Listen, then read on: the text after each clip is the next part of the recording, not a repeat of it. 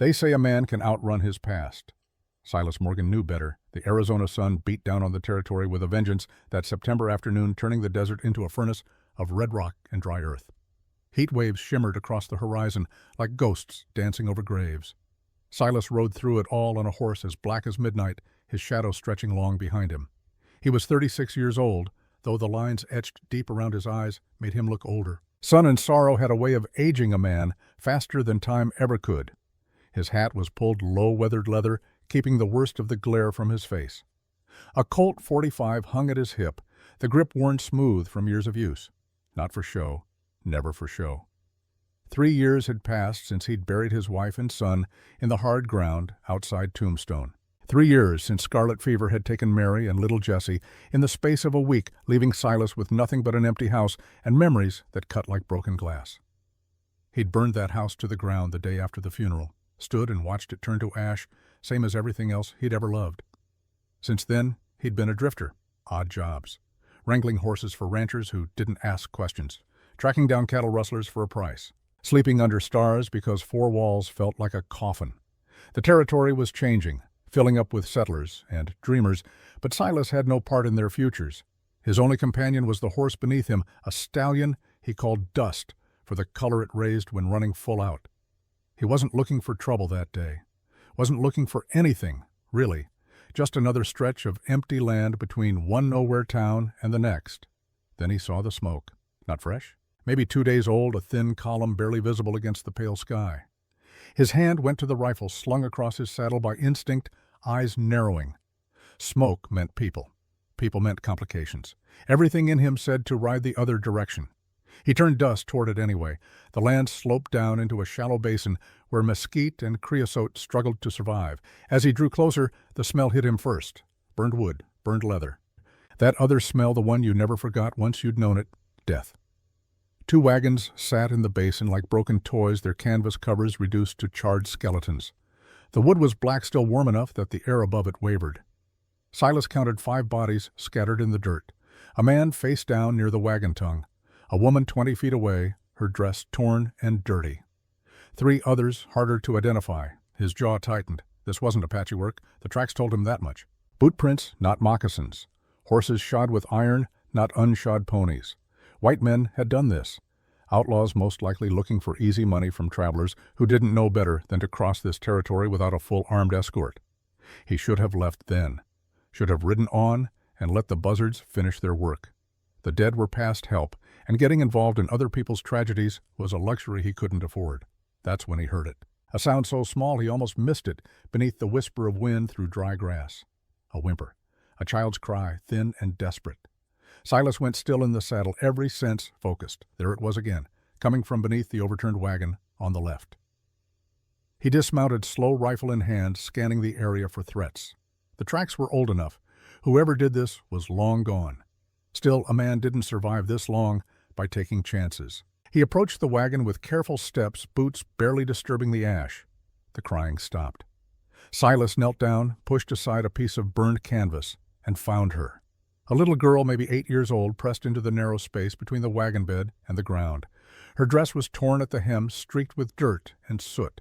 Red hair hung in tangles around a face smudged with ash and dried tears. But it was her eyes that stopped him. Green as spring grass, wide with fear, but still burning with something that wasn't quite broken. Not yet. She stared at him. Didn't scream, didn't beg, just looked at him like she was trying to figure out if he was death coming for her or something else. Silas set the rifle down, slow, held up both hands where she could see them. Empty, no threat. "Easy now," he said, his voice rough from disuse. "I ain't gonna hurt you." She didn't move. Her whole body was trembling, but she held his gaze. He pulled his canteen from his belt, uncorked it, held it out. "Water, you need it." For a long moment, nothing. Then her hand crept out small and dirty and took the canteen. She drank like she'd been wandering the desert for days, water spilling down her chin. When she finally stopped, she handed it back without a word. Silas studied her in the fading light. Sunburn on her shoulders and neck. Scrapes on her hands, probably from crawling under the wagon. No visible wounds beyond that, though shock had its own ways of hurting. "Anyone else alive?" he asked. She shook her head once. Her bottom lip trembled, then steadied. He could have walked away then, probably should have. The smart thing would be to ride to the nearest town, report the attack, let someone else deal with a traumatized child. He'd learned the hard way that caring about people only led to watching them die. But something in those green eyes stopped him. Something that reminded him of Jesse in his last fevered days, looking up at his father, like Silas could somehow make the world right again. He'd failed his son. Failed to save him when it mattered most. This girl was still alive. That had to count for something. Silas stood, took off his long coat, and draped it around her shoulders. She flinched at first, then went still as the warmth settled over her. "We're heading east," he said. "River's there. Less eyes. You understand?" She nodded. He lifted her out from under the wagon, and she didn't resist. Light as a feather she was, all bone and will.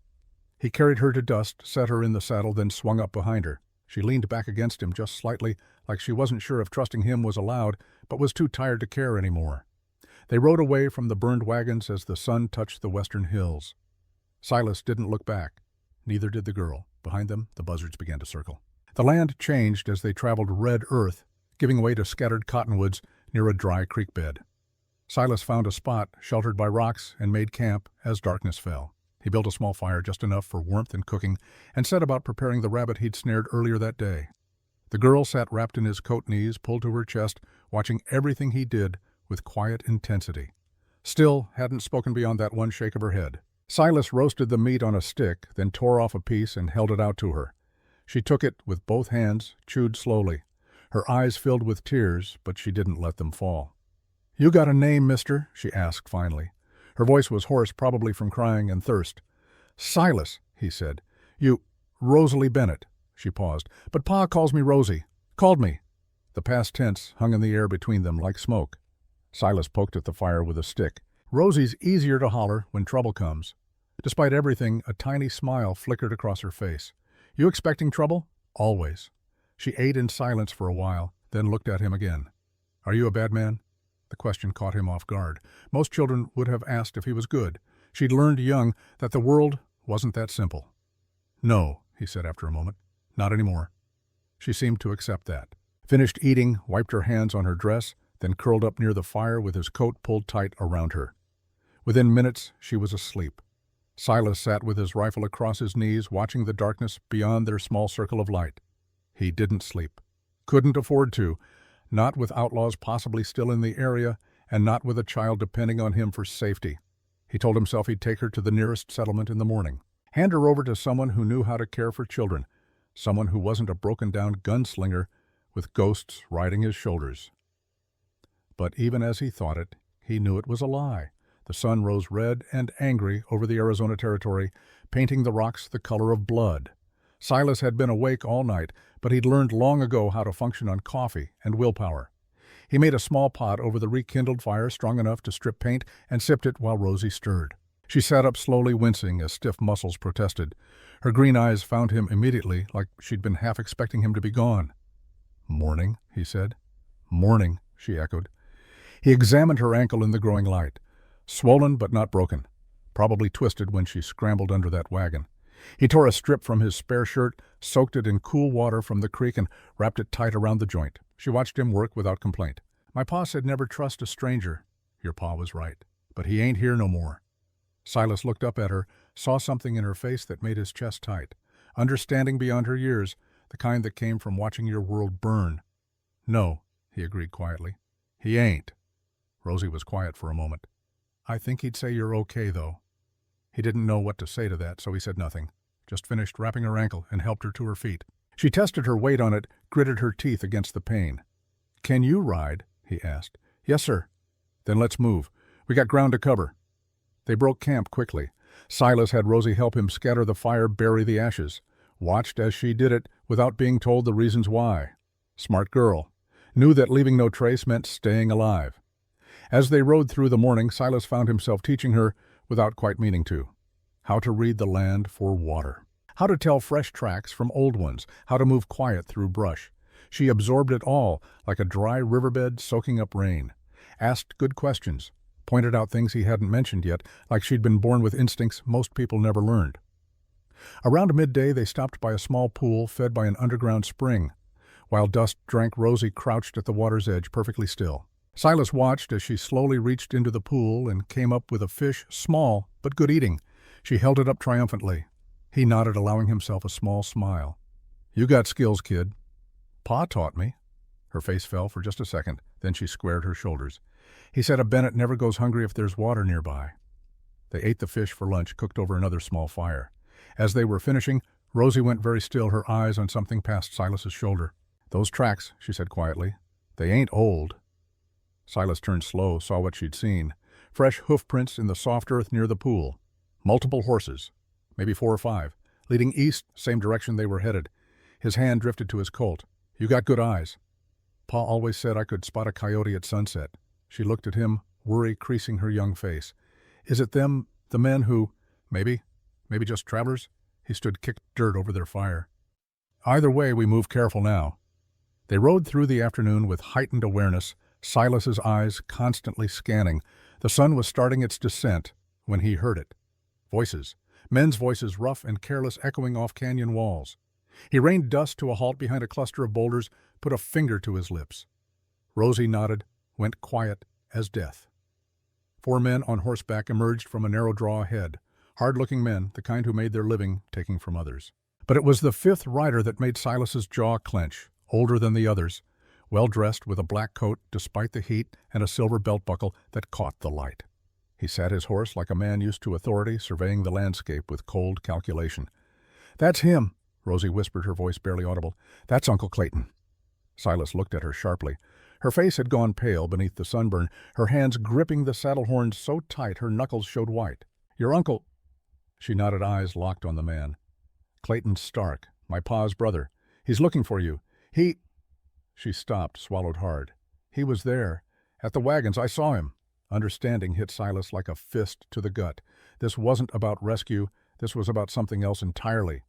Before he could pull back deeper into cover, one of the outlaws turned their direction. Pointed. "Rider," the man called. Clayton Stark's head snapped around. His eyes found Silas, then dropped to the small figure in front of him in the saddle. Even at 50 yards, Silas saw recognition bloom across the man's face. "That's her," Clayton shouted. "That's my niece." The 4 hired guns started forward. Silas had maybe 3 seconds to make a decision. Run, and they'd give chase. Stand, and he'd have to face 5 men with a child in the line of fire. He chose a third option. His hand went to the saddlebag, pulled out a small leather pouch he'd been carrying since his prospecting days. Inside was blasting powder, just enough for clearing rock. He lit the fuse with a spark from his flint, counted to 2, then hurled it at the narrow mouth of the draw. The explosion wasn't huge, but in the confined space of the canyon, it was enough. Rock and dust erupted, sending horses rearing and men cursing. In the chaos, Silas dug his heels into Dust's flanks. The stallion exploded forward like his namesake, racing along the base of the canyon wall. Behind them, shouts and gunfire echoed, but Silas was already guiding Dust up a steep game trail he'd spotted earlier. The horse's hooves scrambled for purchase on loose stone muscles, bunching and surging. Rosie held on without a sound, pressed tight against Silas's chest. They crested the ridge just as the first riders cleared the settling dust below. Silas didn't slow down. He urged Dust into a ground-eating lope following the spine of the ridge east toward rougher country where horses couldn't move as fast. The chase went on for an hour. Silas used every trick he knew, doubling back through water to hide their trail, riding over bare rock where tracks wouldn't show. He could hear Clayton's men behind them spreading out, trying to cut off escape routes. But Silas had spent 3 years wandering this territory. He knew places most men would never find. As the sun touched the horizon, he guided Dust down a hidden ravine that opened into a natural shelter, a space where wind and water had carved a hollow beneath an overhang of red stone, barely visible unless you knew it was there. He dismounted, quick-lifted Rosie down, and led Dust deep into the shadows. The horse was lathered with sweat, but steady, trained not to whinny at the wrong time. They waited in silence as the sound of hoofbeats passed above them, moving west. Clayton's voice drifted down sharp with fury. "Find them. She's out here somewhere." The voices faded. Darkness fell. Silas finally allowed himself to breathe. Rosie sat with her back against the stone wall, shaking. Not from fear exactly, from adrenaline and exhaustion, and the weight of understanding too much, too young. Silas knelt in front of her, his voice low. "Your uncle. You said you saw him at the wagons." She nodded, tears finally spilling over. "He was standing behind Pa's wagon when the shooting started. I saw his belt buckle, the silver one Pa gave him for Christmas. He raised his gun and—" She couldn't finish. Didn't need to. Silas sat back on his heels, pieces clicking into place. Your pa owned land by Bennett Ranch. She wiped her eyes with dirty hands. 6,000 acres north of Red Mesa. Pa said it was going to be mine someday. There it was. The reason. Men killed for a lot less than 6,000 acres. Your uncle wanted that land, Silas said. It wasn't a question. I guess so. Rosie's voice was small. Does that mean he killed Ma and Pa just for dirt? How did you explain evil to a child? How did you make sense of men who valued land over life, money over blood? Some men, Silas said carefully, they got a hole inside where their conscience should be, and they try to fill it with things that don't matter. Land, gold, power, but the hole just gets bigger. She looked at him with those old eyes. You got a hole inside you. Yeah, he admitted. Lost my wife and son 3 years back. Disease took them, and I've been trying to fill that hole with distance ever since. Didn't work. What does work? He looked at this small, fierce girl who'd survived things that would break most grown men, who'd lost everything and still found the strength to ask what came next. Don't rightly know yet, he said, but I'm starting to think maybe it ain't about filling the hole. Maybe it's about finding something worth carrying it for. Rosie tilted her head, considering. Then she reached out and took his hand. Her palm was small and rough and warm. In this territory, mister, she said, echoing something she'd probably heard her father say 100 times, hope's the only thing cheaper than bullets. Despite everything, Silas found himself smiling. That's the truth. They sat in silence as the stars came out bright and cold above the desert. Somewhere out there, Clayton Stark was hunting them. Somewhere behind them lay burned wagons and unanswered deaths. Somewhere ahead waited a reckoning Silas couldn't quite see yet. But here now, in this small pocket of safety carved from stone and shadow, a broken gunslinger and an orphaned girl made an unspoken promise to survive, to fight, to prove that some things, some people were worth more than all the land in the territory. The night deepened. Silas kept watch while Rosie slept, her head pillowed on his rolled-up coat. And for the first time in 3 years, the weight in his chest felt a little less like drowning and a little more like purpose. Come morning, they would ride again, east toward rivers and allies and whatever justice they could forge from this hard land. But tonight they rested, two souls bound by loss and threat, and the fragile hope that maybe, just maybe, they'd both found something neither knew they were looking for. Family. Dawn came slow over the Arizona Badlands, painting the red rocks gold and amber. Silas had been awake for hours, listening to the sounds of the desert waking up, crickets going silent, birds starting their morning songs, the distant yip of coyotes heading back to their dens. Rosie stirred as the first rays of sunlight found their hiding place beneath the stone overhang. She sat up, rubbing sleep from her eyes, and looked around with that quick alertness he was learning to expect from her. No tears this morning. No questions about why the world had turned cruel. Just acceptance and readiness for whatever came next. "We moving?" she asked. "Soon as you eat something." He handed her strips of dried beef from his saddlebag and a canteen of water. She ate without complaint, though he could see her ankle was bothering her where it pressed against her boot. The swelling had gone down some, but not enough. While she ate, Silas studied the land beyond their shelter. The ravine led deeper into a maze of canyons and arroyos that locals called Copper Canyon for the reddish mineral veins running through the rock. Dangerous country if you didn't know the paths, perfect for losing pursuit if you did. He'd been through here twice before, once tracking a horse thief, and once just wandering when the loneliness got too heavy to bear near towns and people. The memory of those passages came back now sharp and useful. "We're going deeper in," he said, checking the loads in his Colton rifle. "Country gets rough from here." Rosie finished eating, wiped her mouth with the back of her hand. "How rough?" "The kind where one wrong turn puts you at the bottom of a drop you can't climb back up from." He looked at her, steady. "You scared?" "No, sir." She paused. "Should I be? Little bit of scared keeps you careful. Too much makes you stupid. You find the balance, you'll be all right." She nodded like he'd just handed her the secrets of the universe. Maybe, in a way, he had. They saddled up and moved out as the sun cleared the eastern ridges. Silas kept dust to a walk, picking their way over loose stone and around barrel cactus big as wagon wheels. The temperature was climbing fast, the kind of heat that made mirages dance on distant flats and turned metal too hot to touch. Around mid-morning, Silas heard it, the sound he'd been half expecting, half dreading. Hoofbeats echoing off canyon walls coming from the west, multiple horses moving fast. Clayton hadn't given up. "Hold tight," Silas said, and urged Dust into a faster pace. The canyon floor narrowed walls rising steep on both sides, red stone layered like ancient books telling stories in sediment and time. Silas knew this stretch ended in a fork. Left led to a box canyon, a trap. Right opened onto a series of ledges that climbed to higher ground. Behind them, the sounds grew louder, closer. Rosie's arms tightened around his waist, but she didn't speak. Good girl. Knew when talking was a luxury they couldn't afford. Silas reached the fork and swung Dust right up a narrow trail that switched back on itself as it climbed. The horses' hooves rang on stone, echoing like gunshots. No hiding their direction now. This was a race pure and simple. They were halfway up the first switchback when the first riders appeared below, 4 men the same hard cases from yesterday. No sign of Clayton yet, but Silas knew the man was back there somewhere directing his hired killers like pieces on a chessboard. There, one of the outlaws shouted, pointing up.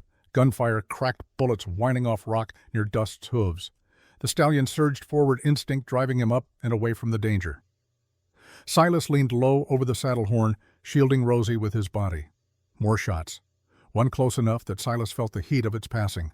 He pulled his rifle one-handed, didn't bother turning to aim, just angled it backward and fired 3 times at the trail below, not trying to hit anyone, just making them think twice about rushing their pursuit.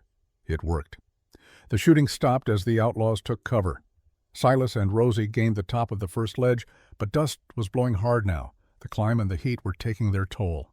They couldn't keep running forever. Silas needed to change the game. His eyes scanned the canyon rim. There. A section of the trail passed beneath a slope of loose talus rocks, balanced precarious after centuries of freeze and thaw. Not stable.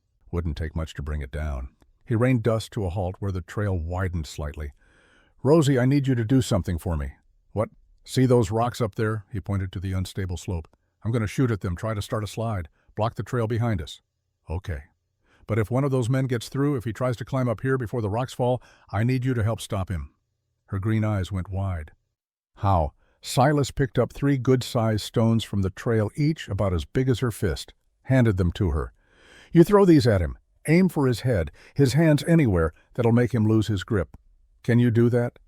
She looked at the stones, then back at him. "Afraid yes, but not paralyzed by it." "Yes, sir." "Good girl." He dismounted, positioned himself with a clear line of sight to the talus slope. Below, the outlaws were starting up the switchbacks again, more cautious now but still coming. Silas took careful aim, exhaled slow, and fired. The bullet struck high on the slope. Nothing happened for a heartbeat. Then a fist-sized rock broke free. It tumbled downward, striking another, then another. Within seconds, the whole slope was moving a cascading river of stone that poured down across the trail. 2 of the outlaws saw it coming and spurred their horses backward, barely escaping. The third wasn't so lucky. The leading edge of the slide caught his horse's rear legs. The animal went down screaming. The rider jumped clear, but the rock slide kept coming, forcing him to scramble up the canyon wall to avoid being buried, and he was climbing straight toward where Silas and Rosie waited. "Now, Rosie," Silas called. The girl stood wound up like she was throwing to first base and let fly with the first stone. It sailed down and caught the climbing outlaw square in the shoulder. He cursed, nearly lost his grip. She threw the second stone. This one grazed his head, knocking his hat off. Blood showed on his temple. The third stone hit his hand just as he was reaching for the next hold. He yelped, grip failing, and fell backward 15 feet into a thorn bush that broke his fall but left him tangled and cursing. Below, the other outlaws had pulled back to reassess. The rock slide had completely blocked the lower trail. Getting past it would take an hour of hard, dangerous work. Silas allowed himself a grim smile. "Nice throwing." Rosie's hands were shaking, but her voice was steady. "Pa taught me. Said a girl who could throw straight would never go hungry, could always get hired on a ranch come branding season." He looked at her with new respect. This 8-year-old girl had just helped fight off grown men without hesitation. She had her father's steel in her spine. They mounted up and rode hard for another hour, putting distance between themselves and Clayton's men. The canyon eventually opened onto a high mesa, dotted with juniper and pinon pine. The air was cooler up here, the heat of the desert floor left below. Silas found a small cave barely more than a scoop in the sandstone, but it offered shade and shelter. He led Dust inside and helped Rosie down from the saddle. She collapsed against the cave wall, exhaustion finally catching up. "Rest," he said. "We're safe for now." She nodded, too tired to argue. Within minutes, she was asleep. Silas sat at the cave mouth, keeping watch while the afternoon sun wheeled across the sky. His mind was working the problem from all angles. Clayton Stark wanted Rosie dead. That much was clear. Couldn't claim the ranch if his niece was alive to inherit. But why risk doing it himself? Why not hire it done quietly? Because Clayton needed it to look like an accident or an outlaw attack, Silas realized. Needed deniability. If a little girl disappeared in the desert, lost in the same attack that killed her parents, who would question it, tragic, but not suspicious. Only Silas had complicated that plan by finding Rosie alive. Now Clayton had to chase them down, finish what he started, and probably kill Silas too for being a witness. The man had made a mistake, though. He'd shown his face. Rosie had seen him. That made her more than an obstacle. She was evidence. As the sun began its descent, Rosie woke. She sat up slow, wincing as her various aches made themselves known. Silas passed her water and more dried beef. She ate in silence for a while, then spoke. "You always this quiet?" she asked. Silas glanced at her. Talking don't solve much. Neither does silence. He felt a smile tug at the corner of his mouth despite everything. "You got me there, kid." She took another drink of water. "My pa used to talk, all the time, about the ranch, about cattle, about weather and grass and water rights. Ma used to say he could talk the spots off a painted pony." Her voice softened. "I miss his voice. Tell me about him." So she did. And as the light faded from gold to amber to purple, Rosie spoke of John Bennett, a man who'd built his ranch from nothing working land nobody else wanted until he proved it could support cattle. A man who kept his word no matter what it cost him, who taught his daughter to ride and rope and read the stars. Pa used to say, "A man's word is his deed," Rosie said quietly. "Guess that's all I got left of him now." Silas was quiet for a moment. Then, "Not all. You got his strength, his way of facing trouble head on. I seen it today when you threw those rocks." "I was scared." "Being scared don't mean you ain't brave, means you are. Brave is doing what needs doing even when you're scared." She looked at him with those old eyes. "Were you scared today?" "Yeah." "Of dying? Of failing to keep you safe?" That seemed to settle something in her. She curled up again, using his saddle blanket as a pillow. "Silas." "Yeah. Thank you for not leaving me." He didn't trust himself to speak, so he just nodded. After she slept, Silas went through the saddlebag they'd salvaged from her family's wagon. He'd been putting it off, not wanting to intrude on what little privacy the dead deserved, but he needed to understand what he was dealing with. Inside he found the usual traveling supplies, spare clothes for a child, a small Bible with an inscription on the front page, a tin-type photograph of a young couple with a baby, probably Rosie and her parents years ago, and folded at the bottom a legal document. Silas unfolded it carefully and read by moonlight. It was a land deed. Bennett Ranch. 6,000 acres of prime grazing land north of Red Mesa, with water rights to 2 creeks and half ownership of a natural spring. Registered to John Michael Bennett, worth, according to the notation at the bottom, approximately $50,000. $50,000. Men had killed for far less. In this territory, that kind of money could buy a small empire, could set a man up for life, could fill whatever hole he had inside with things that glittered but didn't warm. Silas looked at the sleeping girl. This piece of paper made her rich, also made her a target. And suddenly he understood why Clayton was so desperate. If Rosie died before she came of age, the land would pass to the next of kin, Clayton Stark. But if she lived, if she reached legal age with the deed in her name, Clayton got nothing. Your uncle ain't looking to save you, Rosie Silas thought. He's looking to own what's yours. The moon rose higher, cold and bright. Somewhere back in the canyons, Clayton and his men were probably making camp planning their next move. They'd be coming again, come morning. Men like that didn't quit, not with $50,000 on the line. Silas checked his weapons, counted his ammunition. 15 rounds for the rifle, 12 for the Colt. Enough for a fight if it came to that. But fighting wasn't the answer. Not with a child to protect. They needed allies, needed the law on their side, needed someone who could stand witness to what Clayton had done. He thought about the towns in this part of the territory. Red Mesa was closest, but it was also where Clayton had influence. The man hadn't built his cattle empire without buying friends in useful places. Tombstone was too far. Prescott was Clayton's home territory. That left Santa Rosa. Small mission town, 3 days' ride east. Father Miguel ran the church there, and Silas knew the old priest from years back. A good man, the kind who'd stand up against injustice even if it cost him. And if Silas remembered right, there was someone else in Santa Rosa who might help. Someone from his past he hadn't seen in 3 years. Martha Crane, the doctor, the woman who'd been Mary's closest friend. Decision made, Silas settled in to wait for dawn. Around him, the desert night filled with small sounds. Coyotes yipping in the distance, an owl hunting silent overhead, the whisper of wind through juniper branches, and in the cave, a little girl slept dreaming whatever dreams orphans dream. Silas had failed to save his own child from death, but maybe, just maybe, he could save this one from murder.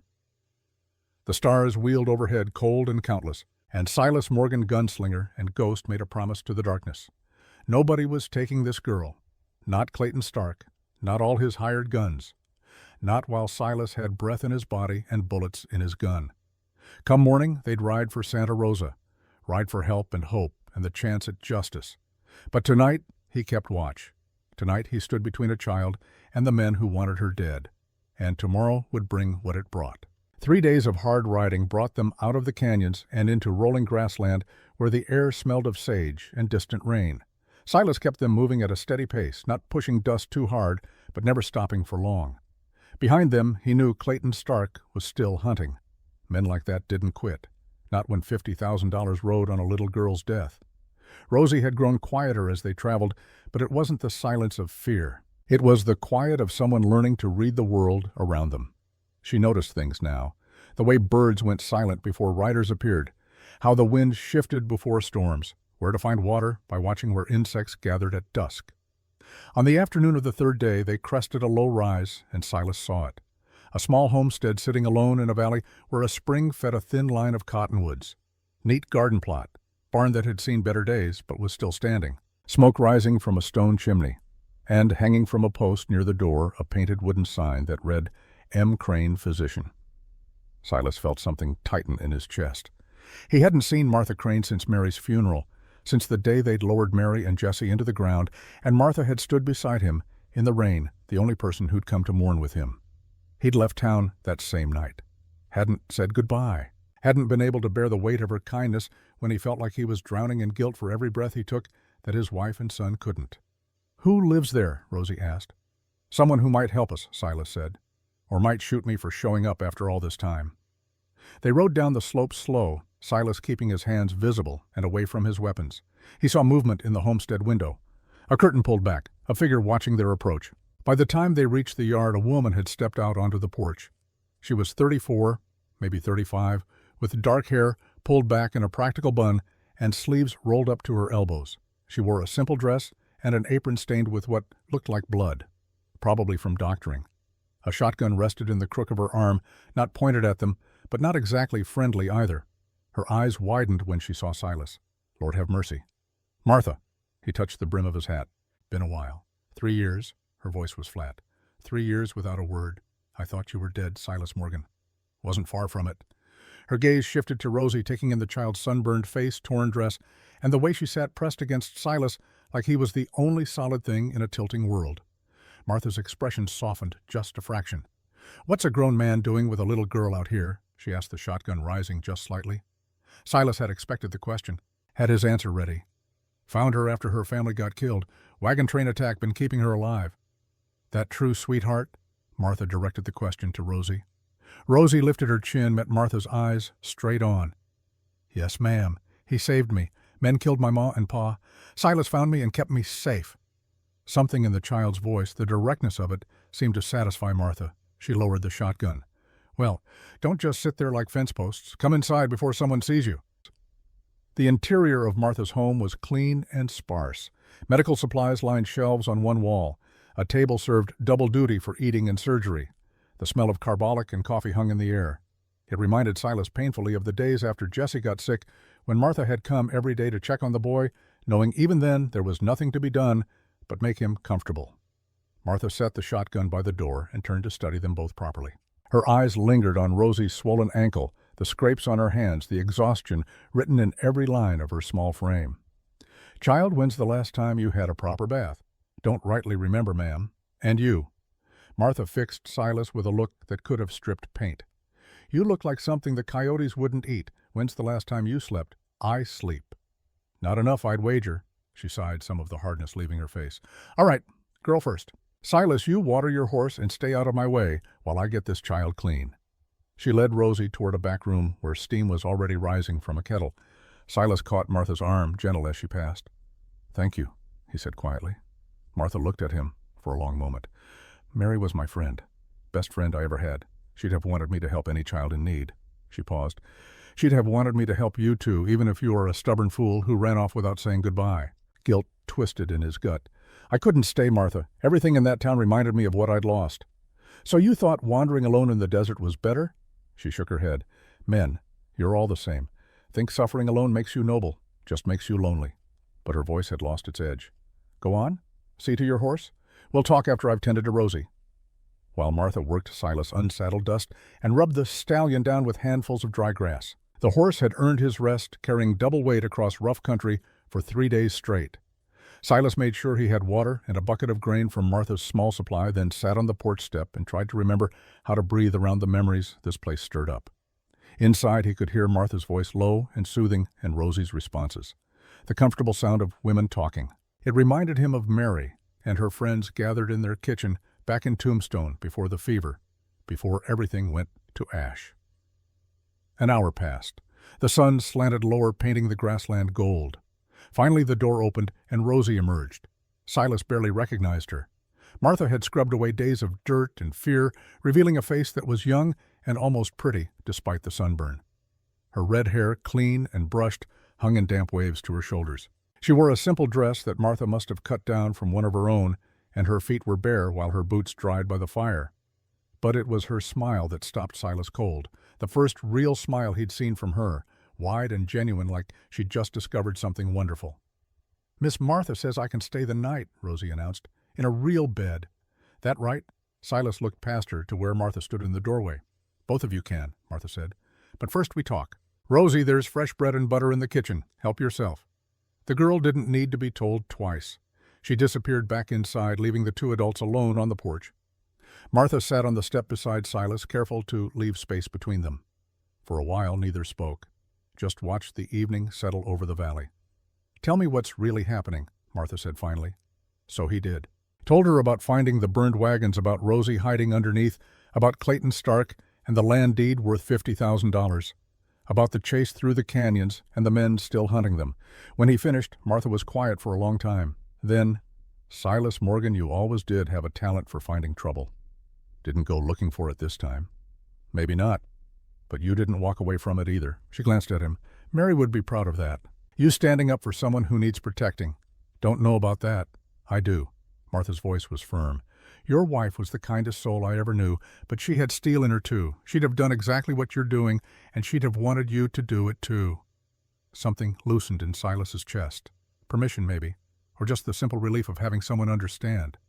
The girl's been through hell, Martha continued, but she's strong, got good instincts, and she trusts you. That's no small thing. She shouldn't. I failed my own son. What makes me fit to protect her?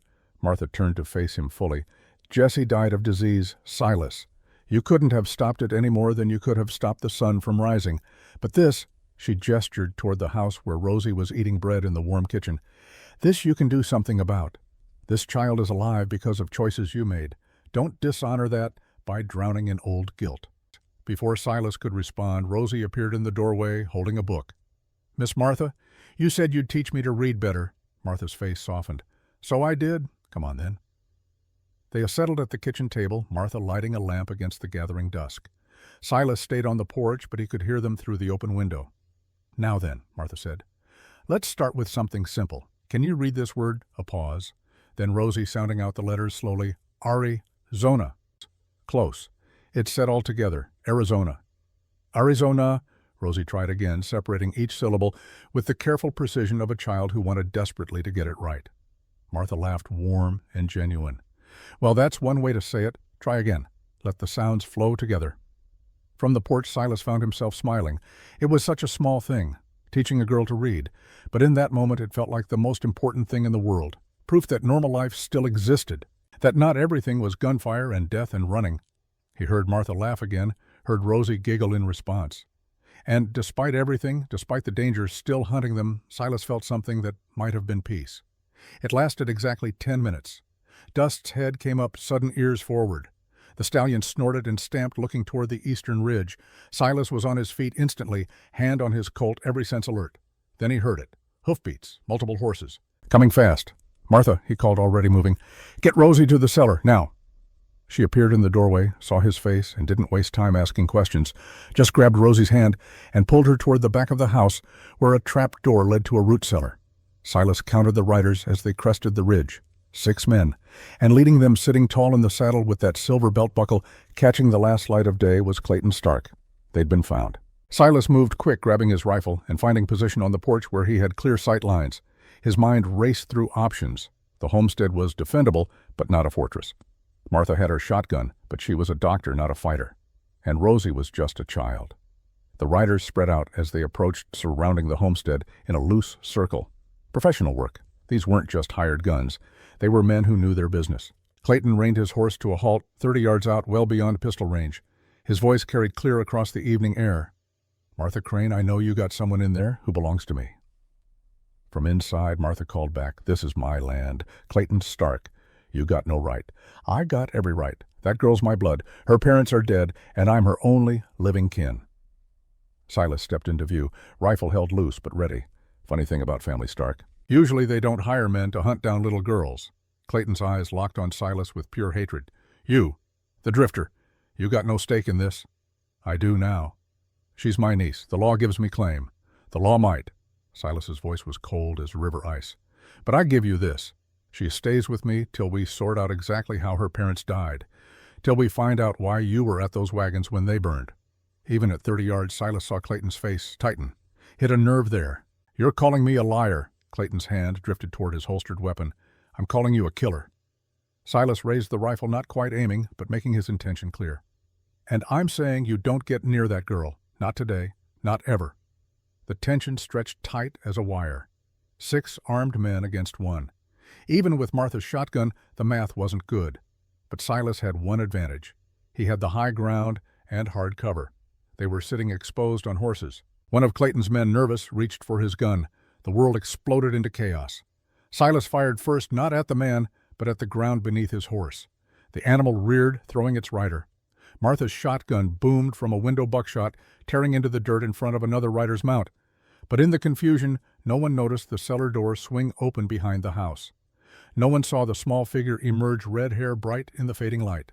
Rosie ran into the open space between the homestead and the rider. "Stop!" she screamed, her voice high and desperate. "Just stop!"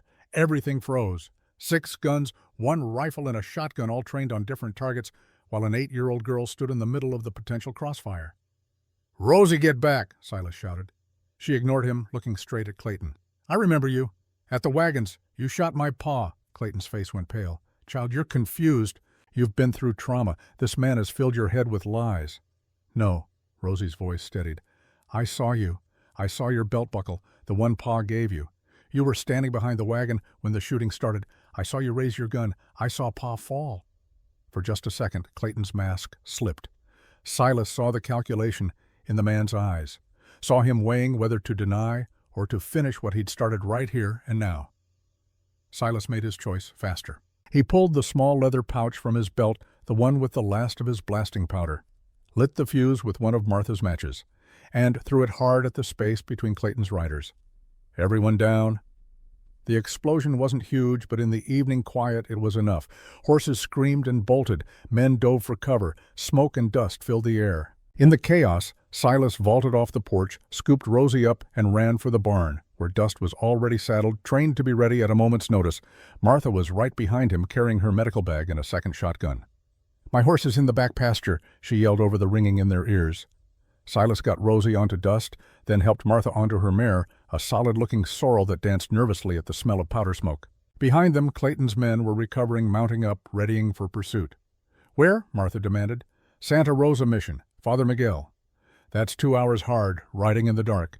"You got a better idea?" She didn't. They rode.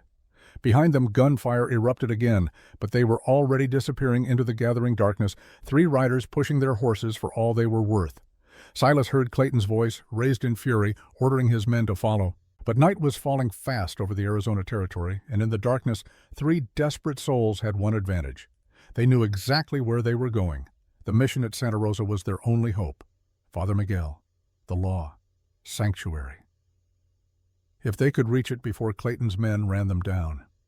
Silas leaned low over Dust's neck, Rosie pressed tight against his chest. Beside him, Martha rode like she'd been born to it, her mare keeping pace despite the rough ground. And behind them, getting farther with every stride, 6 men gave chase through the desert night. A man protects. What's his to protect, Silas thought.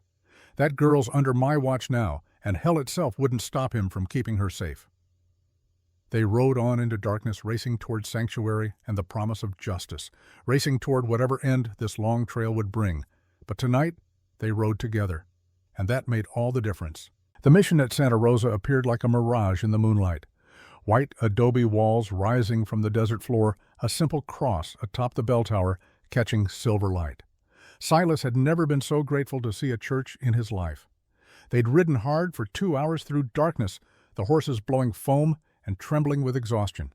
Behind them, the sounds of pursuit had faded, but Silas knew Clayton's men were still out there, still hunting. So Father Miguel must have heard the hoofbeats because he was waiting in the courtyard when they arrived, a lantern in one hand and a walking stick in the other.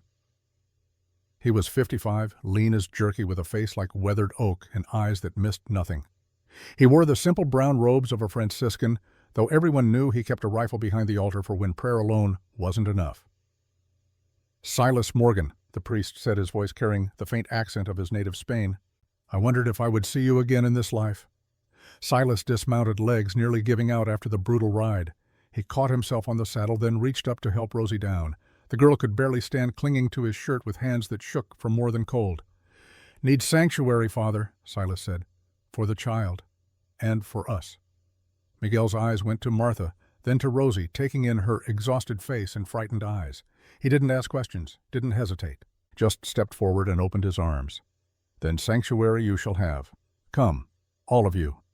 He led them into the mission through heavy wooden doors that looked like they'd been standing since the Spanish first came to this land. Inside, the air smelled of incense and candle wax. A few lanterns burned along the walls, casting soft light on simple wooden pews and an altar draped in white cloth. "There are rooms in the back," Miguel said. "Nothing fancy, but the beds are clean and the walls are thick. You'll be safe here." "Clayton Stark is coming," Silas said, "with 6 armed men, maybe more." "Let him come." Miguel's voice was calm as still water. "This is God's house. Even men like Clayton Stark think twice before violating sanctuary." Martha knelt beside Rosie, checking the girl's ankle and the scrapes on her hands. "Father, do you have medical supplies?" "Of course, I'll show you." While Martha tended to Rosie, Silas saw to the horses, walking them cool and giving them water before settling them in the mission's small stable. Dust nickered soft, pressing his nose against Silas's chest. The stallion had earned his rest 10 times over. When Silas returned to the main building, he found Miguel waiting with coffee so strong it could strip rust. They sat in the small kitchen off the main chapel, the priest studying him with those knowing eyes. "Tell me," Miguel said simply. So for the second time that night, Silas told the story: the burned wagons, finding Rosie, the land deed worth $50,000, Clayton Stark's pursuit, and his claim of kinship that rang hollow as a cracked bell. When he finished, Miguel nodded slowly. "Clayton Stark, yes, I know this name." "You do. 3 families have come through this mission in the past 2 years, all of them driven from their land, all by the same man." Miguel's face hardened. "He uses the law like a weapon, finds small errors in deeds, calls in debts at impossible times, and when legal means fail, accidents happen, a barn fire here, poisoned cattle there, until good people have no choice but to sell for pennies on the dollar. And he gets away with it. He has friends. The sheriff in Red Mesa, the territorial judge, men who look the other way when money changes hands." Miguel sipped his coffee. "But this time he has made a mistake. He has killed. And he has been seen. Rosie saw him. Then she is both his greatest threat and his reason to be desperate." The priest looked at Silas steadily. "You cannot run forever, my friend. This must end." "I know. Just don't know how yet." Before Miguel could respond, the kitchen door swung open, and a man entered who made Silas's face split into the first real grin he'd felt in days. Sam Red Sky Walker was 60 years old and looked like he'd been carved from the same red rock as the canyons. Half Apache, half Irish, all trouble. His face was a road map of scars and laugh lines, his hair steel gray and worn in a long braid down his back. He wore a blacksmith's leather apron over canvas pants, and his arms were thick with muscle from decades of working iron. "Well, hell," Sam said, his voice like gravel in a bucket. "Heard you got yourself into trouble again, Black." The nickname hit Silas like a punch to the chest. Black. What they'd called him in the old days when he'd worn a black hat and a reputation to match. before Mary, before he'd tried to become something better. "Sam?" Silas stood clasped the older man's hand. "What are you doing here?" "I work here now. Mission needed a blacksmith. I needed a place where people didn't ask too many questions about my past." Sam's eyes twinkled. "Heard the hoofbeats. Miguel sent me to check. Didn't expect to find you." They sat, and Silas gave Sam the short version of the story. The blacksmith listened without interrupting, his face growing darker as the tale unfolded. "Clayton Stark." Sam spat the name like poison. "Should have killed that snake years ago when I had the chance." "You know him too. Knew his father. Mean son of a bitch who raised an even meaner son. The apple don't fall far, as they say." A small voice from the doorway interrupted them. "Why do they call you Black?" They turned to find Rosie standing there clean in one of Martha's borrowed nightgowns, her wet hair combed back from her face. She looked younger like this, more like the 8-year-old child she was, and less like the hardened survivor she'd been forced to become. Sam's stern face softened into a smile. "Well now, little miss, that's a story. You see, your friend Silas here used to wear a black hat, black coat too, rode a black horse. Folks took to calling him Black Morgan. Some said it was because of his clothes. Others said it was because of his mood." "What changed?" Rosie asked, padding into the room in bare feet. Sam glanced at Silas, something gentle in his old eyes. "He met a woman named Mary, kindest soul you ever saw. She took one look at this dark, dangerous man and saw something worth saving. Made him turn that black hat around, start fresh." Silas shifted uncomfortably. "We ain't talking about that." "Why not?" Rosie sat at the table, curious. "What happened to Mary?" The silence that fell was heavy. Silas stared into his coffee cup, unable to find words. Miguel spoke quietly. "Mary was Silas's wife. She and their son Jesse died of disease. Disease took them both." Rosie looked at Silas with sudden understanding. "Is that why you saved me? Because you couldn't save them?" The question, asked with such simple directness, nearly broke him. Silas opened his mouth closed. It tried again. "Maybe," he said finally. "Or maybe I saved you because it was the right thing to do, or maybe you saved me. Don't rightly know yet." Rosie considered this, then nodded like he'd just explained the mysteries of the universe. "I'm glad you found me, Silas, even if you are sad sometimes." Martha appeared in the doorway. "Rosie, you should be sleeping. I'm not tired." "Yes, you are. You're just too stubborn to admit it. Come on." Rosie went without argument, pausing only to give Silas a quick hug that surprised him with its fierceness. Then she was gone, following Martha down the hallway to where the mission's guest rooms waited. After she left, Sam leaned back in his chair and studied Silas. "You care about that girl? She's been through hell. Someone's got to look out for her." "That ain't what I asked." Silas was quiet for a long moment. "Then, yeah, I care. Scares me, if I'm honest. Every time I let myself care about someone, they end up dead or gone." "Maybe," Sam said. "Or maybe the past don't let go easy. But maybe it ain't supposed to. Maybe it's there to remind us what's worth fighting for." The words settled over Silas like a blanket. Not comfortable exactly, but warming in their own way. They talked late into the night, these three men who'd each walked hard roads and survived. Miguel spoke of faith tested by violence. Sam of a life lived between two worlds, never quite belonging to either. And Silas slowly of the hole that had opened in his chest when Mary died, and how Rosie's presence had somehow made it both hurt more and hurt less at the same time. Finally, near midnight, Miguel stood. "You need rest, my friend. Tomorrow we will think about what comes next. But tonight sleep. You are safe here." Silas doubted that. Safety was an illusion in this territory, but he was grateful for the lie. He checked on Rosie before finding his own bed. She was asleep in a small room with whitewashed walls and a window that looked out on the desert. Martha sat in a chair beside the bed, a book in her lap, keeping watch. "She'll be all right," Martha said softly. "Physically, anyway. Her ankle's healing well. The scrapes will fade. And the rest? That takes longer. But she's strong. Stronger than most grown folks I know." Silas nodded, looking at the sleeping girl. In sleep, the hardness left her face. She looked peaceful, young, like children were supposed to look. "Get some rest, Silas," Martha said. "I'll watch over her."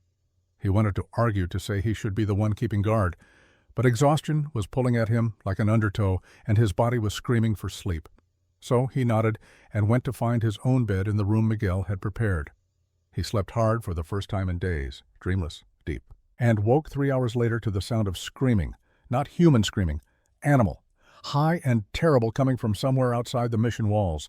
Silas was on his feet and armed before his eyes were fully open, muscle memory from years of dangerous living. He found Sam and Miguel already in the courtyard, staring at the eastern fence where one of the mission's goats lay dead, throat torn out. Mountain lion. Sam said, pointing to tracks in the dirt. "Big one. Probably got cubs nearby. That makes them bold." "We need to find it," Miguel said, "before it comes back for the other animals, or worse."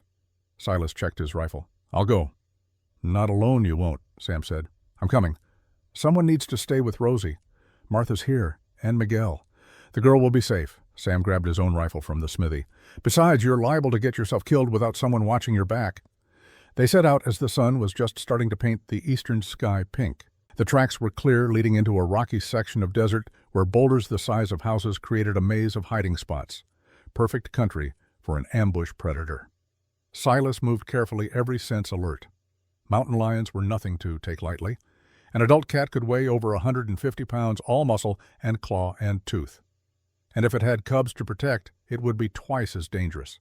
They found the den in a crack between two massive stones. Silas saw the cubs, first two of them, maybe 3 months old, spotted and playful, tumbling over each other like kittens, which meant the mother was close. The attack came from above. The lioness dropped from a ledge 10 feet up, all snarling fury and extended claws. Silas threw himself sideways, the rifle coming up by instinct. He fired. Once, twice. Both shots hit, but not clean. The cat crashed into him anyway, knocking him backward onto sharp rocks. Claws raked across his shoulder and down his ribs, tearing through shirt and skin like paper. Pain exploded white-hot through his body.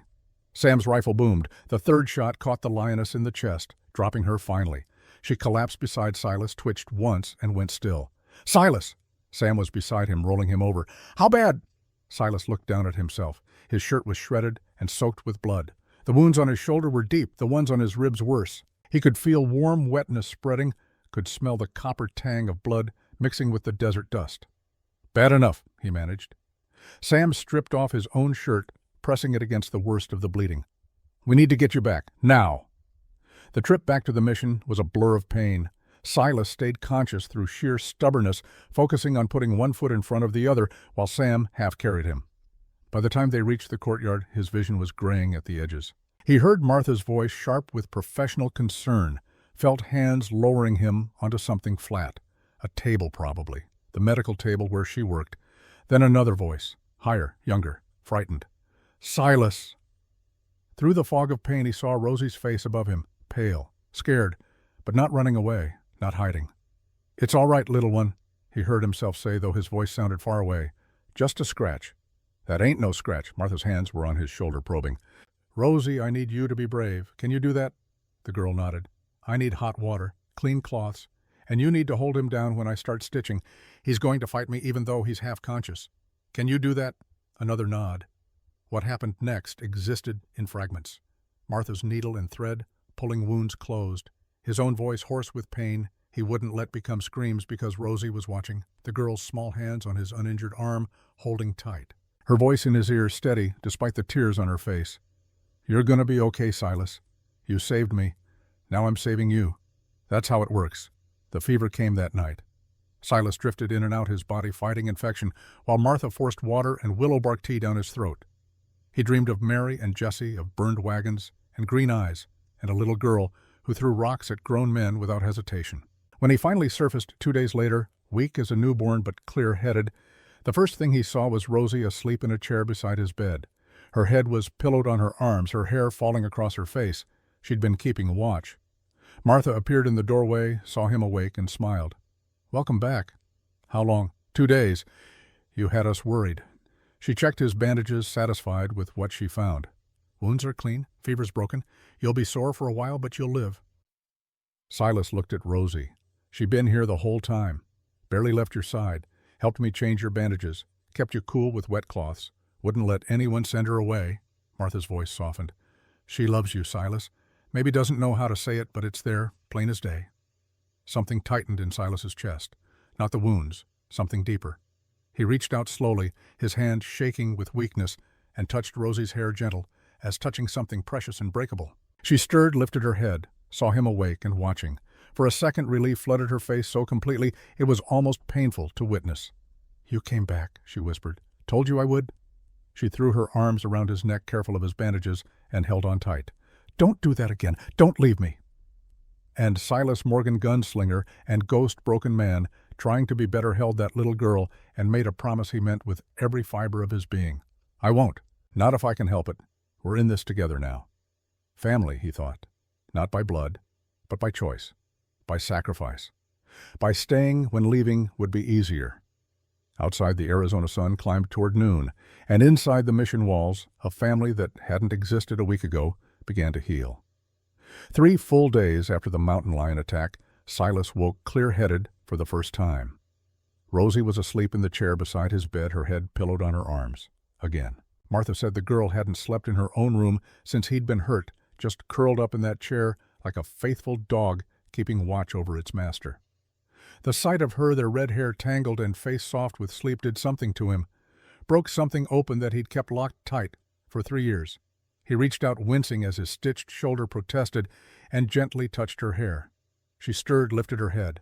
When she saw him sitting up, really sitting up instead of half-conscious, and fever addled her whole face, transformed. Relief and joy mixed with something that might have been love if an 8-year-old knew what that word meant yet. "You're better," she said, not quite a question. "Getting there." His voice was rough from disuse. "You've been watching over me. Someone had to." She said it matter of fact, like there'd been no other choice. "You saved me. Now we're even." Silas felt something shift in his chest. Not pain, something else, something that felt like the first thaw after a long winter. "Family ain't about blood, Rosie," he heard himself say. "It's about who stays when the world falls apart. You understand that?" She nodded slowly, processing the weight behind his words. Then, with the straightforward honesty of childhood, she asked, "Are we family now?" The question hung in the air between them. Silas thought about the easy answer, the safe one. Thought about all the ways caring about people had led to heartbreak. Thought about Mary and Jesse in the ground, about how he'd sworn never to let anyone close enough to hurt him again. Then he looked at this fierce little girl who'd thrown rocks at outlaws and held his hand through fever dreams and refused to leave his side even when he'd been too weak to know she was there. "Yeah," he said quietly. "Reckon we are." Rosie smiled then, wide and genuine. She stood and threw her arms around him, careful of his injuries, and held on like she was afraid he might disappear if she let go. Over her shoulder, Silas saw Martha standing in the doorway. She was smiling too, though her eyes were wet. She nodded once approval and understanding in that simple gesture, then quietly withdrew to give them privacy. When Rosie finally pulled back, she wiped her eyes with the back of her hand. "Miss Martha says you're strong enough to get up today. If you want to." "I want to." He swung his legs over the side of the bed, testing his strength. Everything hurt, but it was the honest hurt of healing, not the deep ache of infection. "Help an old man up." She took his uninjured arm and steadied him as he stood. The room tilted for a moment, then settled. Weak as a kitten, but upright. That was something. Together, they made their way to the mission courtyard where afternoon sun painted the adobe walls gold. Sam was at his forge hammer ringing against iron. Father Miguel tended his garden. Martha sat on a bench mending shirts. Normal life continuing despite everything. Sam looked up from his work, saw Silas on his feet, and grinned. "Well now, thought you were going to sleep the whole week away." "Tried. Someone kept waking me up to pour tea down my throat." "Willow bark, Martha called. "Good for fever. You're welcome." Silas eased himself onto the bench beside her, Rosie settling at his feet in the dirt. For a while, nobody spoke. Just the comfortable silence of people who'd been through something together and come out the other side. Then Rosie said, "Miss Martha, can you teach me to shoot better?" Martha looked up from her mending. "Shooting. Silas has been teaching me, but I'm not very good yet, and I figure I should be in case—" She trailed off, but everyone understood. In case Clayton came. In case she needed to protect herself. In case Silas wasn't there to stand between her and danger. "I'll teach you," Sam said, setting down his hammer. "Used to be a fair shot in my younger days. Still am when my eyes cooperate." So that's how Silas found himself watching from the shade, while Sam set up tin cans on a fence post and showed Rosie the proper way to hold a rifle.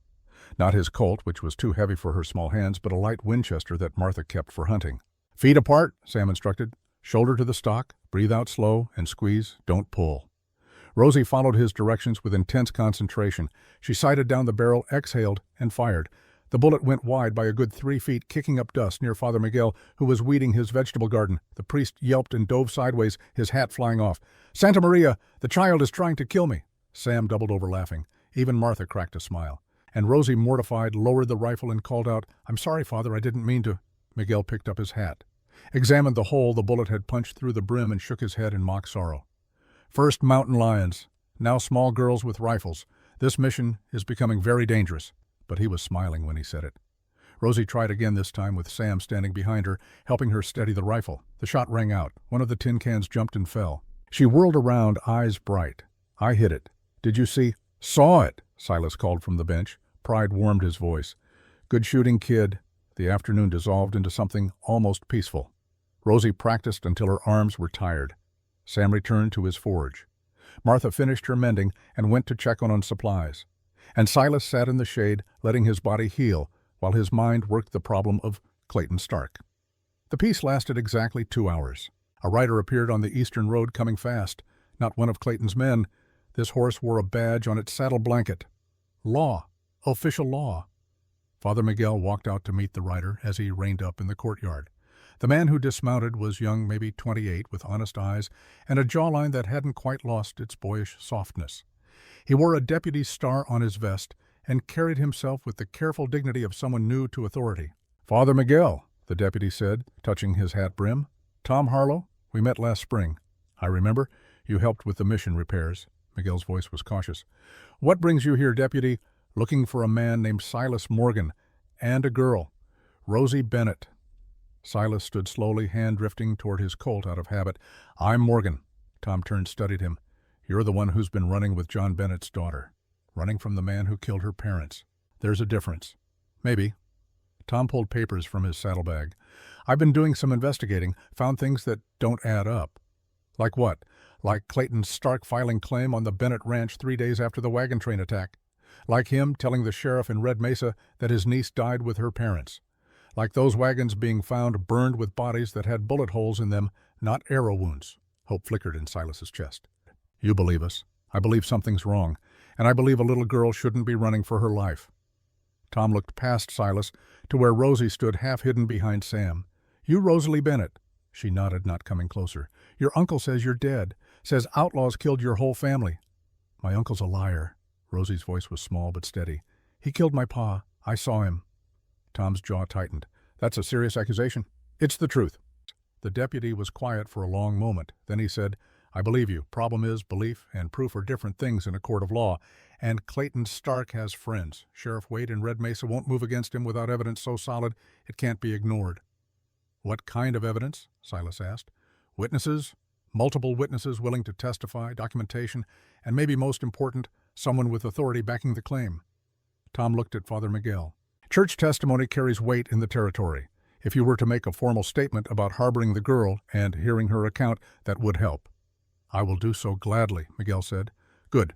But we'll need more. We need people willing to stand up against Clayton, and that's asking a lot. The man has reach." "He's also been preying on families for years," Sam said, stepping forward. "I know 3 ranchers he drove off their land through intimidation and fraud. If we could get them to testify together, show a pattern." Tom nodded. "That might work. If we can find them, if they're willing to talk." "They'll talk," Miguel said with quiet confidence. "I know where 2 of them settled. Good people. Scared, but good. If they see others standing with them, they'll find courage." Silas felt the pieces clicking into place. Not just running anymore. Not just hiding. Actually fighting back. Building a case. Bringing real justice instead of the rough frontier kind. "How long do we have?" he asked Tom. "Clayton filed for legal custody of Rosie 2 days ago. Claims she's traumatized and being held against her will by a dangerous drifter. That's you, by the way. Judge scheduled a hearing for next week in Prescott." "Prescott is Clayton's territory, which is why we need to move the case to a circuit judge in Tucson. But that requires evidence presented beforehand. Requires building a coalition strong enough that even corrupt officials can't ignore it." Tom looked around at the small group gathered in the mission courtyard. "Can you do that in a week?" "We can try," Miguel said. Over the next 3 days, the mission became something between a fortress and a gathering place. Miguel sent riders to families he'd helped over the years. Sam worked his old contacts, calling in favors from men who owed him. Martha reached out to women in the territory who'd lost land or loved ones to Clayton's greed. And slowly they came. First was a rancher named Jack Sullivan who'd lost his homestead to Clayton 2 years back when his wife got sick and he couldn't make his mortgage payment on time. Clayton had bought the note from the bank and foreclosed within a month. Then came Elena Rodriguez, whose husband had been found dead in a canyon, his horse spooked and him thrown. Everyone said accident. Elena said murder, but no one would listen because Clayton had wanted her husband's water rights. More followed, a widow, a farmer, a Mexican family who'd been cheated out of their land grant through forged documents. Each with a story, each with proof that Clayton Stark was more than just a successful rancher. He was a predator. By the 5th day, 20 people had gathered at the mission, not fighters, most of them, just ordinary folks who'd been hurt and were finally angry enough to stand together. Tom spent those days taking statements, building his case. He worked methodical and careful, knowing that one mistake could unravel everything. And on the 6th day, word came that changed everything. A rider from Red Mesa brought news that Clayton Stark was gathering men, not just his usual hired guns. He'd called in every debt, every favor, 12 armed men, maybe more, and they were riding for Santa Rosa. "He knows," Tom said, studying the message. "Someone told him what we're building here. He's coming to finish this before we can get it to a judge." Father Miguel's face was grim. "When?" "Tomorrow, maybe the day after." Silas checked his weapons, testing his injured shoulder, still sore but functional. "Then we prepare." "For what?" Martha demanded. "A war. These are farmers and widows, not soldiers." "No," Silas agreed. "But they're witnesses, and that makes them worth protecting." Sam moved to the forge, starting to heat metal. "I can make rifle rests, fortify the mission doors. It's not much, but it's something." "And I can organize the defense," Tom said. "I'm a deputy. I have legal authority to deputize others, if needed." Father Miguel walked to the mission bell. He looked at it for a long moment, then turned to the gathered people. "My friends, I will not ask you to fight, but I will ask you to stand, to be present, to bear witness. Sometimes the greatest act of courage is simply refusing to run." Mrs. Eleanor Pike, the owner of the Red Mesa General Store, stepped forward. She was 50, gray-haired, with hands rough from work and eyes that had seen too much. "Father, I lost my husband to Clayton Stark's ambition 5 years ago. I've been quiet because I was afraid, but I'm done being afraid. I'll stand." Others murmured agreement. Not everyone. Some slipped away in the night, and Silas didn't blame them. Fear was honest, but enough stayed. 20 became 15. 15 became 12, but those 12 were iron. That night, Silas found Rosie sitting on the mission wall, looking out at the desert. The moon was full, painting the landscape silver and shadow. "Can't sleep," he asked, settling beside her. "Thinking. About all those people. They're staying because of me. If Clayton comes and someone gets hurt, it'll be my fault." Silas was quiet for a moment. Then he said, "You know what your pa would say about a man's word being his deed?" She nodded. "These people, they're making a choice. They're choosing to stand for what's right even when it's hard. That's not your fault. That's their deed, their word made real, and it's worth something, maybe worth more than all the land Clayton's stolen. You really think we can win? I think we got a chance. And sometimes a chance is all you need." She leaned against him, careful of his healing wounds. "I'm glad you found me, Silas." "Me too, kid. Me too." The next morning dawned clear and cold. Silas stood in the courtyard, watching the eastern horizon. Beside him, Sam checked rifles. Tom organized the townspeople into positions where they could be seen, but relatively safe. Martha prepared medical supplies, her face set in determined lines. Father Miguel blessed them all, speaking words in Latin that Silas didn't understand, but appreciated anyway. Then the priest did something unexpected. He walked to the bell tower and rang the bell, not the soft call to prayer, the hard, urgent clanging of alarm. The sound carried for miles across the empty land. "What are you doing?" Tom asked. "Calling witnesses," Miguel said calmly. "If Clayton wants a fight, let him have it in front of God and everyone." And they came. Not many, but enough. Neighbors who heard the bell and came to see what was wrong. Travelers who'd been passing through. A few ranch hands from nearby spreads who were curious about the commotion. By noon, 30 people stood in and around the mission. Not all allies, some just spectators, but all witnesses. Silas saw what Miguel had done, made this public, made it impossible for Clayton to quietly eliminate the problem. Whatever happened now would be seen, would be remembered. "Smart," Sam said, following his gaze. "Can't bury the truth if everyone's watching. Hope it's enough?" "It'll have to be." The sun climbed higher. The crowd murmured and shifted. And on the eastern road, dust began to rise. They were coming. Silas felt Rosie slip her hand into his. She wasn't hiding anymore, wasn't running, just standing beside him, ready to face whatever came. "Together," she asked. "Together," he confirmed. And as Clayton Stark's riders appeared on the horizon, Silas Morgan stood his ground. Not alone this time, surrounded by unlikely allies and a makeshift family, standing for a little girl who'd survived the worst the world could throw at her and refused to break. The reckoning was coming, and this time they were ready. They came like a storm across the desert, 12 riders raising dust that turned the afternoon sky brown. Clayton Stark rode at the front, sitting tall in the saddle with that silver belt buckle catching sunlight like a mirror. His men spread out in a loose formation, professional and dangerous, surrounding the mission on 3 sides. Silas stood in the courtyard, rifle in hand, shoulders still aching from the lion attack, but steady enough. Beside him, Tom Harlow adjusted his deputy's badge and checked the loads in his pistol. Sam took position near the mission doors, his old eyes sharp as ever. And scattered around the courtyard 12 ordinary people who decided that standing for truth was worth the risk. Father Miguel stood on the mission steps, his brown robes lifting slightly in the wind. He held no weapon, didn't need one. His presence alone was a statement. This was sacred ground, and every man there knew it.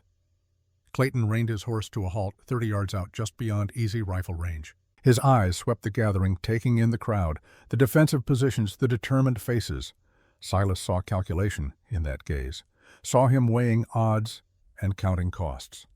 "Father Miguel," Clayton called, his voice carrying clear, "I don't want trouble with the church. Just give me the girl, and we'll ride out peaceful." Miguel's response was calm as still water.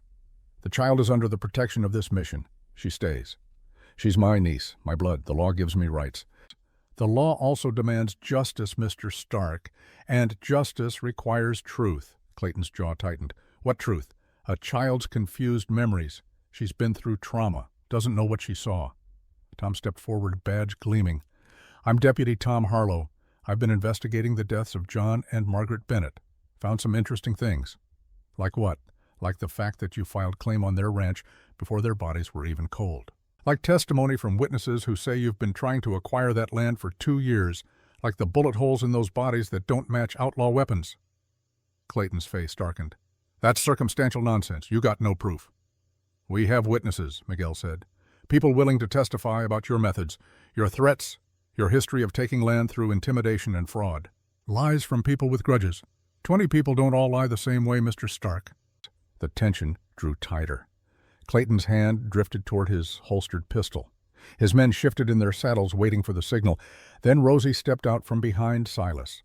The movement was small, but it changed everything. Every eye turned to her. This 8-year-old girl in a borrowed dress, red hair, bright in the afternoon sun, walking forward with her chin raised and her back straight.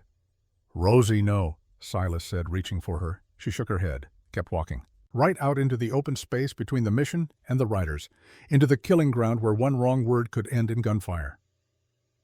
"Uncle Clayton," she said, her voice carrying despite its youth, "why did you kill my pa?" The question hung in the desert air like smoke. Around the courtyard, people went still. Even the horses seemed to quiet, sensing the weight of the moment. Clayton's face went pale, then red. "Child, you're confused? I loved your father. I would never—" "I saw you."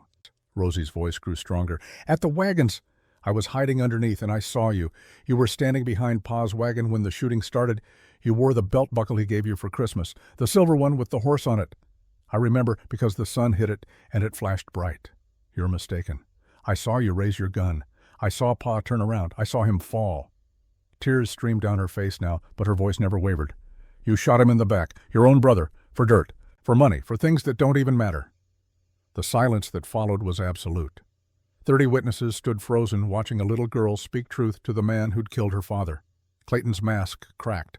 Silas saw it happen, saw the cold calculation give way to something uglier. Desperation, a cornered animal's panic. "Shut your mouth," Clayton hissed. "You don't know what you're talking about. I know you're a murderer." Clayton's hand went to his gun. 3 things happened simultaneously. Silas lunged forward, grabbing Rosie and pulling her behind him. Tom drew his pistol, aiming at Clayton. And from the crowd, a voice rang out. "He's telling the truth about one thing. That girl knows exactly what she saw." Mrs. Eleanor Pike stepped forward, a shotgun in her weathered hands. "My husband saw you the day before the Bennett wagon left Red Mesa, Clayton. Saw you arguing with John about selling his land. Heard you threaten him. He told me about it the night before he died, before his horse mysteriously spooked and threw him off that cliff." Another voice. Jack Sullivan. "You came to my place 2 years back. Said if I didn't sell, accidents might happen. My barn burned a week later."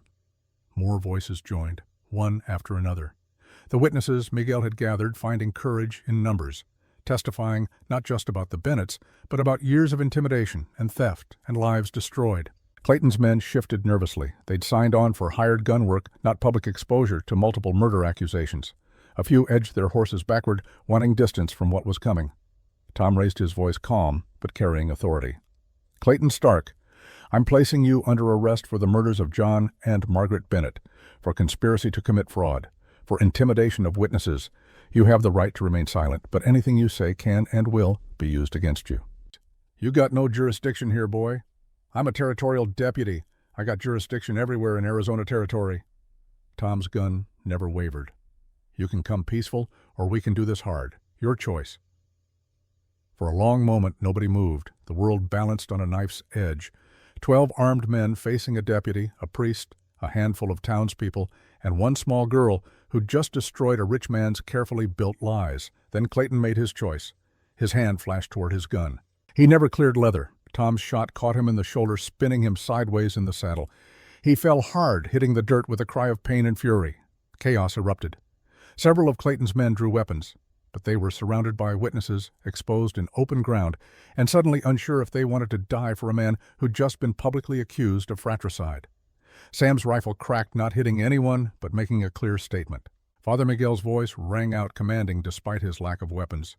"Enough! Would you add to your sins by murdering witnesses, by attacking a mission? God sees all." The religious invocation worked where threats might not have. Clayton's men were hard cases, but most had been raised in the church. Shooting a priest on sacred ground was a line even hired killers hesitated to cross. One by one, hands lifted away from weapons. Horses were reined back. And on the ground, Clayton clutched his bleeding shoulder and screamed curses that turned the air blue. Tom moved forward, Silas covering him, and secured Clayton with iron shackles. The fight was over. Not with a massive shootout or dramatic last stand, but with truth spoken publicly and witnessed by 30 people who could never be silenced or intimidated. Just as Silas realized sometimes looked less like gunfights and more like ordinary people finding extraordinary courage. The aftermath moved quickly. Tom deputized Sam and 2 of the townsmen to help transport Clayton to Tucson, where the circuit judge was in session. The territorial marshal, hearing about the case, sent additional men to ensure the prisoner arrived safely. Over the next 2 weeks, statements were taken. Evidence was compiled. And Clayton Stark, cattle baron and murderer, sat in a jail cell while his empire crumbled. The trial took 3 days. The courtroom in Tucson was packed with spectators, journalists from as far as San Francisco, and more witnesses than the prosecution even needed. Rosie testified, her small voice never faltering, as she described what she'd seen that day at the wagons. The defense attorney tried to shake her story, but she held firm. Truth was truth, no matter how young the voice speaking it. On the 3rd day, the jury returned, guilty on all counts: murder, conspiracy, fraud, intimidation. The judge, a stern man with gray whiskers and no patience for corruption, sentenced Clayton Stark to life in the territorial prison. No possibility of parole. As they led Clayton away in chains, he looked once at Rosie. She met his gaze without flinching. Then he was gone, and the girl who'd survived his greed could finally breathe without looking over her shoulder. But the legal proceedings weren't finished. The matter of Rosie's custody came before the court the following day. The judge reviewed the documents: the Bennett Ranch deed, testimony about Silas's protection of the child, Father Miguel's statement about character, Martha's evaluation of Rosie's physical and emotional health. "Miss Bennett," the judge said, looking down at Rosie from his high bench, "do you have any living relatives besides your uncle?" "No, Your Honor." "And where would you like to live? The court can place you with a family in Tucson, good people who've fostered children before." Rosie looked at Silas, then back at the judge. "I want to stay with Silas Morgan. He saved my life. He's my family now." The judge's eyebrows rose. "Mr. Morgan, you're a drifter by reputation, a gunman. You have no stable home, no means of supporting a child." Silas stood, hat in his hands. "Your Honor, I got the Bennett Ranch, 6,000 acres. Rosie's inheritance. I can work it, build it back up, give her a home." "And what makes you qualified to raise a young girl?" "Nothing, sir. I ain't qualified. Lost my own family 3 years back, and near lost myself after. But this girl pulled me back from that edge, taught me that maybe the past don't have to define the future, that maybe broken people can heal each other if they're willing to try." The courtroom was silent. The judge studied Silas for a long moment. Then he looked at Rosie. "Is this what you truly want, child?" "Yes, Your Honor. Silas is my pa now. Maybe not by blood, but by everything that matters." The judge's stern face softened just slightly. He shuffled papers, made notations, then brought his gavel down with a decisive crack. "Very well. Silas Morgan, I'm granting you legal guardianship of Rosalie Bennett until she reaches majority age. The Bennett Ranch and all associated properties remain in her name, held in trust. You will manage them on her behalf and provide quarterly reports to the court. Do you accept these terms?" "I do, Your Honor." "Then this court is adjourned." And outside the courthouse in the bright Tucson afternoon, Rosie threw her arms around Silas's waist and held on tight. He hugged her back, this fierce little girl who'd somehow become the most important thing in his world. Martha and Father Miguel stood nearby, smiling. Sam clapped Silas on the shoulder, careful of the healing wounds. Tom shook his hand, pride evident in the young deputy's face. "What now?" Martha asked. Silas looked down at Rosie. "Now we go home. We got a ranch to rebuild." Spring came to the Bennett Ranch like a promise kept. The winter of 1885 had been hard, but spring of 1886 was full of possibility. Green grass pushed through the brown earth. Wildflowers painted the hillsides yellow and purple. And on 6,000 acres north of Red Mesa, a new kind of family was building a new kind of life. Silas had hired 3 ranch hands, good men recommended by Sam. Together they'd repaired the barn-mended fences, brought in new cattle. The house burned in Clayton's initial attack had been rebuilt, bigger this time, with a room for Rosie that caught the morning sun and a porch where they could sit in the evenings and watch the sky turn colors that had no names. Rosie had grown in the 6 months since the trial, not just taller, though she was that too, grown in confidence, in skill. She could ride like she'd been born to it, rope with accuracy that made the ranch hands whistle in appreciation, and keep books well enough that Silas trusted her with the ranch accounts. She still had nightmares sometimes, still woke crying for parents who'd never answer.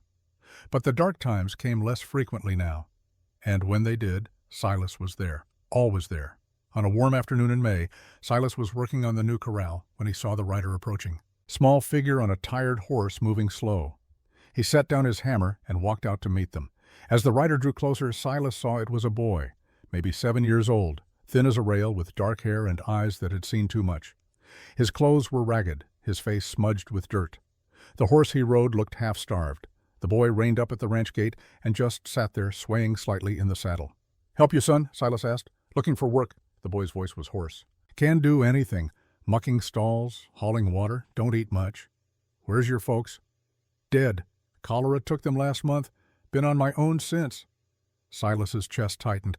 How many times did this story play out across the territory? How many children lost to disease and violence and plain bad luck? He was about to speak when Rosie appeared on the porch. She'd been inside helping Martha, who visited regularly, now with canning vegetables. She took one look at the boy and her face went soft with recognition, not of him specifically, but of what he represented: loss, fear, desperate hope. She walked down from the porch and stood beside Silas. "What's your name?" she asked the boy. "Danny Cooper." "You got anywhere to go, Danny?" He shook his head. Rosie looked up at Silas. In her eyes, he saw the question, saw her remembering what it felt like to be lost and alone, saw her hoping that the mercy shown to her might be extended to someone else who needed it. Silas felt something settle in his chest.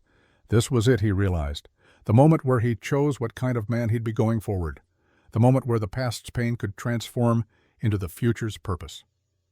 He looked at the boy, at Rosie, at the ranch spread out around them full of space and possibility. "Danny," he said, "you know anything about horses?" The boy's eyes widened. "Some, sir. My pa was a farrier before he died." "Well then, I reckon we could use someone with horse sense around here. You willing to work for room and board while you learn the ranching trade?" Danny's face transformed. Hope bloomed where only desperation had been. "Yes, sir. I'll work hard, I promise." "I believe you will. Come on then. Let's get you fed and cleaned up. Then we'll see about finding you a proper bed." As they led Danny and his tired horse toward the barn, Rosie slipped her hand into Silas's. She didn't say anything. Didn't need to. They both understood what was happening here. A family that had started with 2 broken souls was growing, not by blood or law, but by choice. By the simple act of seeing someone in need and refusing to look away. That evening, after Danny had been fed and bathed and given a bed in the small room off the kitchen, Silas and Rosie sat on the porch watching the sun set. The sky was doing that thing it did sometimes in Arizona, painting itself in shades of orange and pink and purple that looked like they belonged in dreams rather than reality. "You did good today," Rosie said quietly. "We did good," Silas corrected. "This is your ranch, your choice too." Pa always told me that what you do proves who you are. I think helping Danny proves we remember what it felt like to need saving. Silas thought about that, about John Bennett, who he'd never met, but whose daughter carried his wisdom like precious cargo, about Mary and Jessie gone, but not forgotten, about all the ways loss could either break you or remake you into something stronger. Your pa was a wise man, he said finally. So are you. He glanced at her, surprised. I ain't wise. Just doing what seems right. That's what wisdom is, I think, doing right even when it's hard. From inside the house came the sound of Danny moving around in his new room, settling in, beginning to believe he might be safe here. Silas put his arm around Rosie's shoulders. She leaned against him, comfortable in the silence. They sat that way as the stars came out, three souls under one roof where there'd been none just months before. Silas, Rosie said after a while, yeah, thank you, for finding me, for staying, for all of it. He pulled her a little closer. You got it backwards, kid. Thank you for letting me stay, for reminding me that life goes on, that the people you choose to keep close matter more than the ones you've lost. Is that what we're doing? Building a family? Yeah, reckon it is. She smiled against his shoulder. Good. I like building things. The night deepened. The desert cooled. And somewhere in the darkness, coyotes began their evening song, wild and free and full of longing. Inside the house, Danny slept the deep sleep of a child who'd finally found safety. In a room, clothes hung in the closet that Martha had helped make. Books lined a shelf that Sam had built. Pictures drawn by Rosie herself decorated the walls, scenes of horses and mountains and the family she'd lost, mixed with images of the family she was building. And on the porch, a gunslinger who'd thought his life was over and a girl who'd survived the worst the world could offer sat together watching stars wheel overhead in their ancient patterns. They say the West was built by gunslingers and dreamers, Rosie would write years later when she was grown and telling this story to her own children. Silas Morgan was both. He taught me that family isn't born. It's forged in fire, tempered by loss, and held together by promises kept. September 12, 1885. I lost everything, but I found something too. I found home. Not the home I expected, not the one I was born into, but the one I chose, the one that chose me back. And in the end, maybe that's what matters most. Not where you come from, but where you decide to stay. Not who you were, but who you become when you find people worth becoming better for. The ranch lights burned warm against the darkness, and inside those walls, a promise was being kept. A promise that the broken could heal, that the lost could be found. That family in its truest form was simply love made visible through staying. It wasn't the life either of them had planned, but it was theirs, and it was enough.